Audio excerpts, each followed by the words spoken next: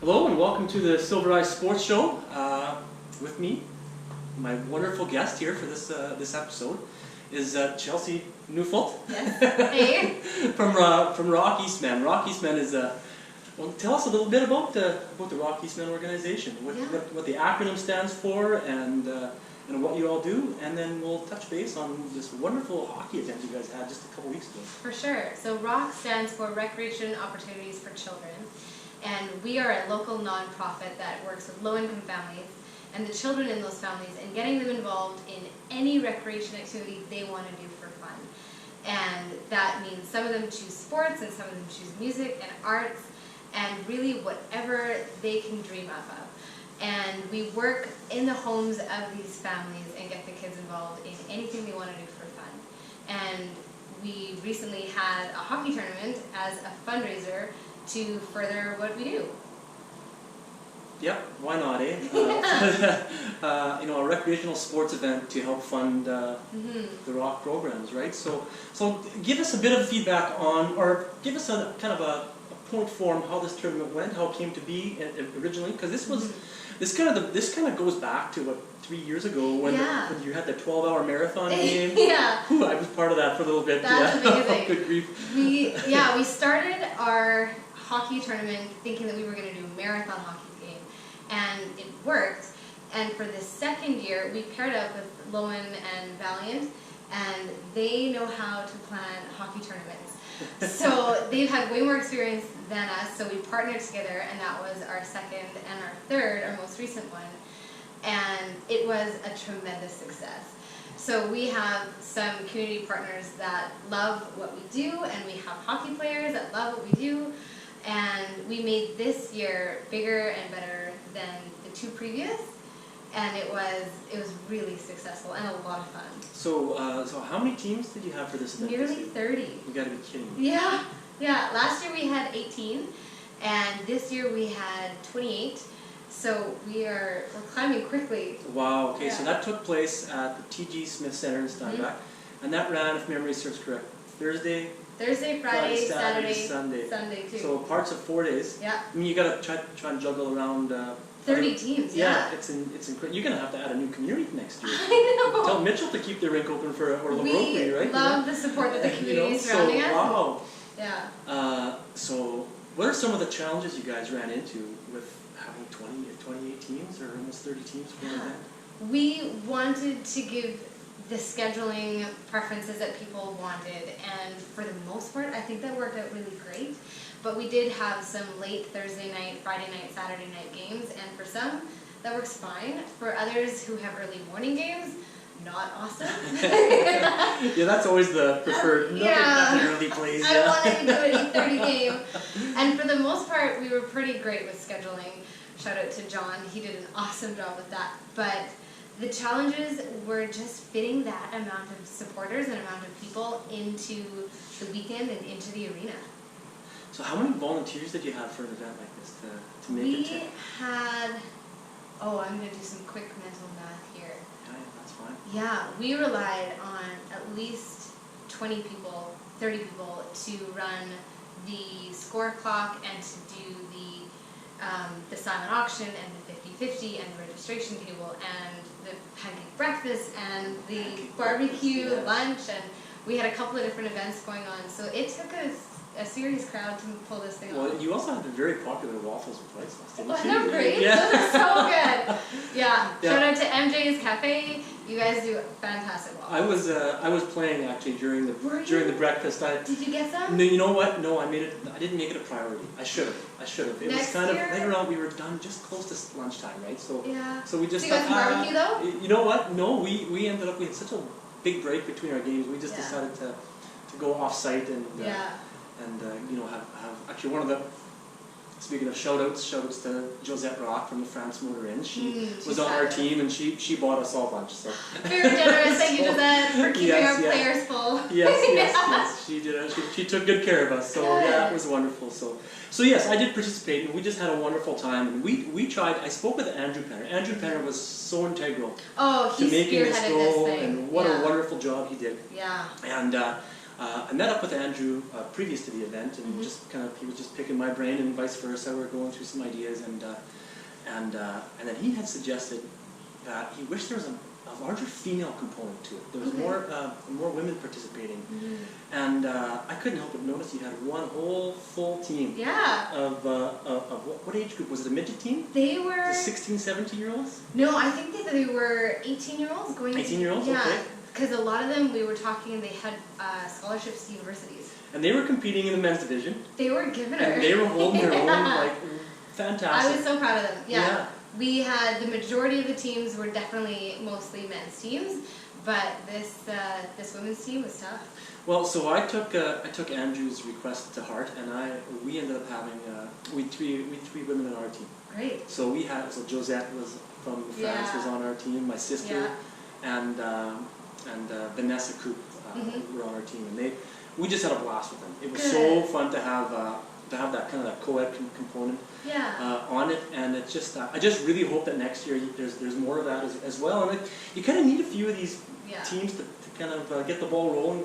So that next year, because you're tapping it, because ultimately the more teams, the more money gets raised for this charity, the more waffles get sold. The more barbecue we have. The more barbecue. And we have some fantastic female athletes in this area. Well, that's just it, and it's almost an untapped they are fabulous. resource for this kind of an event, right? And hopefully there could be maybe an all-female division next year. And I would love to make this whole event as inclusive as we can. Whoever wants to come, there's a spot for you here. Which ties in nicely to what ROC tries to do in the community with ROC children, ROC participants, right? So the fundraiser that we choose to do, the hockey tournament, we have the cyclothon and the slow pitch.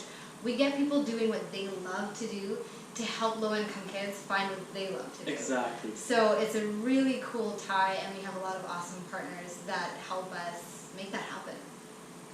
So back to Andrew.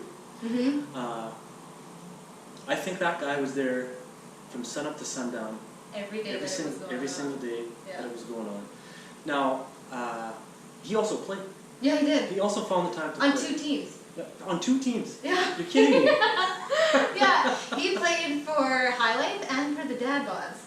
Okay, oh, that's right. I thought he would have learned his lesson last year, but he gave her just as hard. That's awesome. That's fantastic. So, now, the bulk of your participants are from the Eastman region, obviously. Did you have any teams from Winnipeg? Did you have any outside interest that you know? We sent out invitations to some teams that are outside of our area. We sent invitations to some teams that were just across the border. Okay. And so if you want to come and play hockey for kids, we'd love to have you. That's perfect. But with nearly 30 teams, if we get that again, we're going to have to make some tough decisions about how are we going to fit everybody who wants to play into a weekend? Are we going to find a bigger space? I hope those are good problems that we have to face. Those are really good problems. I've had the really good fortune for the last 5 years to play in a charity tournament for Make-A-Wish Foundation in Winnipeg. It's called the Grain Challenge. It's put on by the agriculture industry. Nice. And it's fantastic. They do great stuff. They do great stuff. And this organization, the 2 guys that run this, they're both in the agriculture industry. They've been putting this tournament on for, I think, going on 20 years. Nice. And they have the same problem. They've run the same problem you have. I was like, how do we expand this? So what they've done is they've kind of centralized their tournament out of one location, out of Dakota Sportsplex, or the Jonathan Taves Sportsplex. And then they spill off into Southdale and to other neighboring rinks that are close by, but they have all their food services and all their silent auction and all their events are in one central location. Yeah. But you kind of like you and I were just talking earlier, like, well, the Brokeby's just down the road and Mitchell's just down the road, and we're all in the Eastman region, and they all, if those rinks happen to be open at this time of year, because spring's a tricky time for rinks to still be open. That was another challenge that we faced. But it's one of those things where you're adding another community to be involved, right? You're adding another level of excitement. Totally. And I just think it's just a wonderful, wonderful program. I mean, you know me. Yeah. I'm as passionate about athletics and sports and people being active as anybody in this town. And anytime that that I can help, or Silver Eye Sports can help, we're more than happy to help. Which is why we're doing this segment today. So. Oh, we really appreciate it. And going into other communities is something we'd love to do, because ROC Eastman covers everybody in the Eastman region. We're not just based in Steinbach. It just happened to be the place with the biggest rink, and everybody's familiar with it. Yeah. But we serve families in tons and tons of different small pockets of populations, and some live in the middle of nowhere. So we would love to expand and include everybody.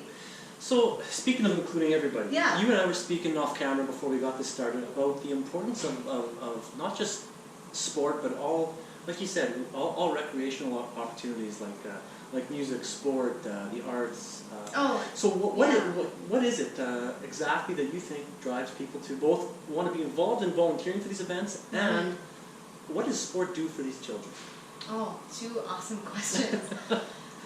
I think that we have found great luck when we share why we do what we do to get people involved, and everybody can relate to that feeling of they feel like they don't belong, or they feel like they're not good at something, or they have a bad day and they just don't know how to deal. And those are the kids that we work with, and they feel like that often, all the time. And we ask them what do they want to do for fun, and whatever they choose, we try our hardest to make that happen. And we've had kids do cooking classes, or pottery classes, or join baseball, or swimming, or horseback riding lessons. There's tons and tons of stuff that they do. And then those feelings of the bad day don't seem quite so bad when you have something that makes you feel really good, or you have a coach that believes in you, or you have teammates that encourage you, and you find something that you're really good at. Everybody can relate to that feeling, and I think that's why people are drawn to volunteering or being involved with our organization. And we have found success when we ask the kids, why do you do what you do? Why do you love the activity that you've chosen? And they say, I'm good at something, or I have friends now. Yeah. Or I get to hear my mom cheer for me when I score a goal. Like, whatever it is, it's fabulous, and it's why we do what we do, and everybody has that feeling, so they can totally relate to every kid in our program. Oh, you've said that exact speech before, haven't you? We're very close to it. I love what I do, and I love to talk about what I do and share it with people anybody who listens. Exactly. Really. Oh, no kidding. Exactly. Well, no, it's something that, like you said, it encapsulates an emotion we've all had, whether we come from a real good opportunity as families, or people that have had great opportunities, or those that don't have the opportunities as like some of us have had. Everybody has at one point experienced that feeling, like you said. We've all had days that suck, and we don't know how to deal with those days. But when you have way too many of those in a row, you start to think that you suck. And that's not true. And that's where we catch these kids and we say, you don't suck, you're awesome, let's get you involved in something that builds you up, and you find a community that believes in you like we do. I've got to say, I had the real good fortune. I ran a ball hockey program last year. Yeah. And one of your participants took part, and that you could not wipe the smile off that kid's face. He was pumped up. Our cameraman here, Conrad, he was an official with that last year. Yeah. And so he got to see a lot of the fun the kids were having, and they're just having a barrel of fun. But this boy, he told me, I made a good point to talk to him, especially when I knew he was part of your program, right? And I had asked him, had he ever played hockey before? And this was his first time. Yeah. He'd ever been involved. He got to wear a hockey helmet. He got gear. He might as well have been in the pros. Oh, he loved it. He could have been playing for the Winnipeg Jets. He was so excited. Yeah. And that right there encapsulates from what that kid looked like to me. That's exactly what you guys are trying to do. And wow, it works. It's wonderful. Yeah. It's great. Now, if I could get some help from you, Conrad, there's something just behind you. If you don't mind bringing that over here.